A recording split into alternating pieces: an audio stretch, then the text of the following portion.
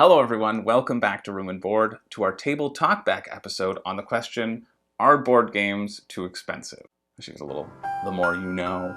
My name's Chris George. If you missed it, there's a link to the original video which I shared my thoughts on the topic, so check that one out if you haven't. And in this one, we're going to take a look at the various responses from the community. And there's a lot of great comments. I'm glad I gave it a little bit more time than I originally planned, so more people had a chance to chime in. So I've tried to edit and condense duplicate comments and keep everything streamlined, but I think I've touched upon the general sentiments that have been brought up. And if I mispronounce your YouTube name, I'm very sorry. I'm trying. So let's start off with the idea of Kickstarter bloat. Ulf Nicholas says, well, one aspect of games making them too expensive for me is all the schnick-schnack. Great term. A game looks really cool when you have figures in 3D, you can feel, grab, paint, sure, but this does not give the gameplay experience itself anything. Especially the Kickstarter concept pushes this. The target audience wants these things. Many of them are collectors or passionate players, and the creators do it. This leads to games more expensive than a casual player would pay for a game, even if it would be possible to have the same game with cardboard figures for half the price. He's exaggerating here, he says, in a bracket. And I think that's really true. The nature of Kickstarter is that you are appealing to this niche audience that's willing to pay these upgraded prices for components just to make a game look cooler. But cooler components don't necessarily enhance the game for everyone. As Holman says, I feel games like cars should come in different flavors. Standard, retail, and deluxe collector's edition. This way, you capture the most market share because gamers with all kinds of price ranges can enjoy it, like Cthulhu Wars Duel versus Standard. As long as the mechanics are solid, you shouldn't have a problem. The game will sell itself. Having everything be deluxe and super expensive alienates people from enjoying the hobby. And that sentiment is shared by many people like Phil, who says, what I have a major issue with is when a game offers only super deluxe versions with metal and wood and jewels when cardboard tokens would suffice if it meant selling it for less than $100. And it isn't a problem having these deluxeified components, not at all. Who doesn't want their game to look great? But when they become the only way to purchase a game, that alienates some buyers. Now, maybe that's a choice the company has to make, and logistically they can only produce one version or the other, and so they're naturally going to opt for the one that makes it look prettier and creates more of a table presence and gets people talking more about the game. And I understand that as a tactic, and most likely it sells more copies. Let's be real, we all love pretty things, but a lot of people may end up choosing not to buy it on principle if these sorts of components feel completely unnecessary. So it's a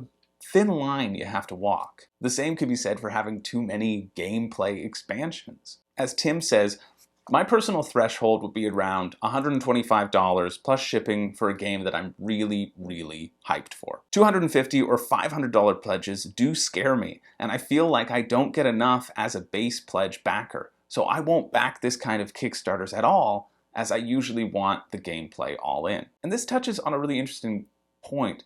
As Sakib suggests, there are expensive big box games, yes. If you take a game like Descent 2nd Edition and then stack up all the expansions, it's worth a fortune. But a box per expansion allows you to grow the game along the lines that you want. Now, I put these two next to each other because unfortunately, with Kickstarter, you usually have to make that decision right then and not allow the game to naturally expand slowly over time as your enjoyment of it increases. And while personally I appreciate the reduced cost of a core box by not cluttering it up with all expansions and giving you the option to buy those separately, if there's something glaringly obvious that's left out of a game but is pitched as an expansion or an add-on, I definitely agree that I'm less likely to pick up that game because then it feels like it's incomplete without everything. And nobody wants an incomplete game, right? And it might not be incomplete, but when a company uses that feeling to drive additional sales, as a buyer, it really doesn't feel great. But that is mostly for Kickstarter. And it's true that it's not necessarily across the board, as Reed so aptly puts it.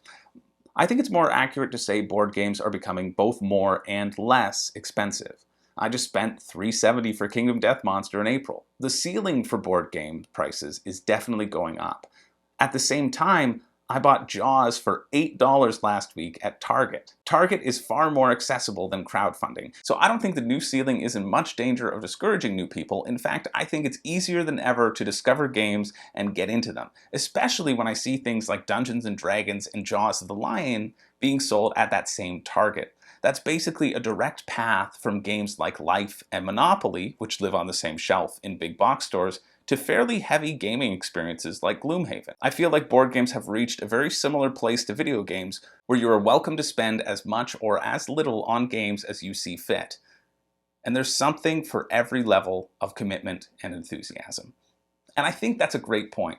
Anyone can spend as much as they'd like on a luxury version of something. There will always be companies that are raising the bar and attempting to cash in on those luxury purchases. But we can't discount that as the hobby grows, more and more titles will make their way into those big box stores and are now introducing other and most might say better games to the masses. Some things are going to be expensive, but that can be said about any product. As long as there are enough products being added to the lower side of the scale as well, board gaming should remain a hobby that everyone can enjoy. Piper says, "It is possible to spend a lot of money on board games, but it sure as heck isn't necessary. One of the best aspects of this hobby is that it is social. So you don't need to spend anything if you can find people who need players, which is usually pretty easy, and good games can be replayed for years." This is also a great point. I've gotten to the point where it doesn't matter which person in a game group owns the game, because we generally end up playing them together. I really like amassing a lot of board games for one of the primary reasons that I can lend them out to people who enjoy them. And most of the people I've met in this hobby are eager to share that same enthusiasm. We just want people to play board games. So you don't need to own every game out there because you might know someone who does. Another idea that came up a lot when talking about this discussion was not to think about the cost of the game, but the cost per hour that the game provides. James said, "I think the most expensive game I owned is World in Flames. I've actually bought at least 4 different versions and many expansions for it. The last version I bought cost, I think, £160 or so. All the versions together probably cost me £400 plus. But if you work out how much the game has cost me per hour of play, it's about 20 pence an hour. And calculated as price per player hour, it comes down to under 5 pence. So a bargain." And he wasn't alone in this sentiment. On Facebook, this became a resounding calculation, and it's really true. Everything can be justified in this way if you use it enough. The catch comes from if you spend $100+ on an item that you think will give you this sort of value, but you only end up playing it once or twice. But if you know you're going to get a lot of use and entertainment out of it, even at the higher price points, it's easy to break it down and justify it. Because games are replayable. Most endlessly replayable. And that's a great part about this hobby. And even if not, sometimes it just feels good to support things that you love. To go back to Tim, sometimes though, I feel good spending the money because it benefits the industry I love and helps creating future board games. There needs to be an incentive for designers and publishers to bring out new games with good ideas. And yeah, it's true, without supporting the designers and the publishers, they're gonna stop creating content.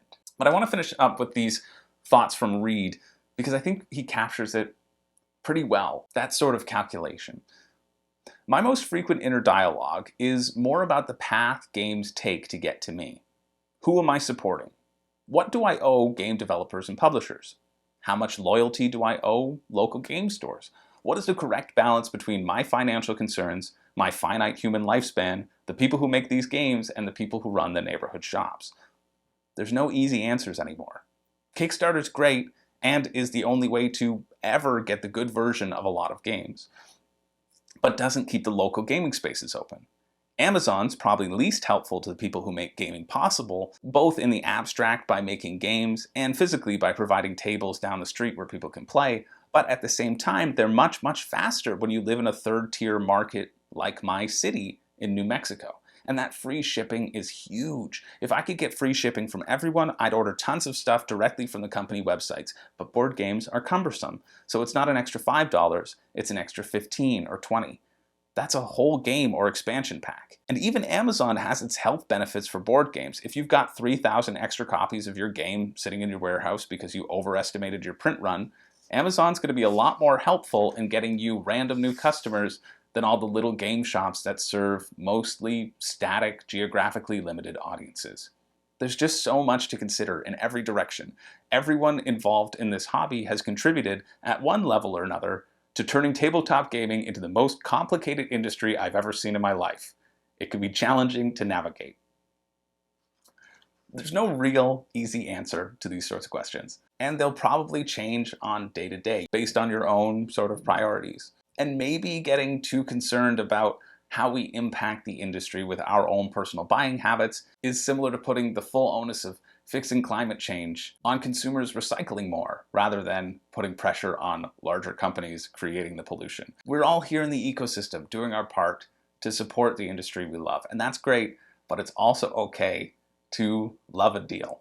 I'm going to stop here. Thank you to everyone who commented, even if I didn't include your quote. I really enjoy these sorts of discussions. If you like this sort of series, let me know, hit the like button, and maybe put an idea for the next table talk in the comments below. I appreciate you all, and I look forward to talking with you in the next video. Until then, my name's Chris George, and thanks for watching.